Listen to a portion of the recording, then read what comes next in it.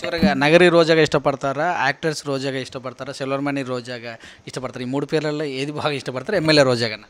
ఎవరు? రోజా సెల్వమణి అనేది నా పేరు ఉన్నప్పుడు ఖచ్చితంగా రోజా సెల్వమణిగానే మేము ఒక టీమ్గానే జబర్దస్త్ రోజా. అందుకే రోజా సెల్వమణి. సో అది ఒక సక్సెస్ ఫార్ములా రోజా సెల్వమణి అనేది. సో దాని ద్వారానే నాకు అన్నీ వచ్చాయి. సో ఒక ఫ్యామిలీ లైఫ్ కానీ, ఒక సినిమాలో సక్సెస్. నా ఫస్ట్ మూవీ తమిళ్లో చంబరత్తి, అది సూపర్ డూపర్ హిట్ అయింది. ఆ రోజు ఆయన టాప్ మోస్ట్ డైరెక్టర్ కాబట్టే నాకు ఆ వాల్యూ ఉంది. అలాగే నేను పొలిటికల్గా రావడానికి ఆయన సపోర్ట్ చేశారు కాబట్టే సక్సెస్ అవుతున్నా.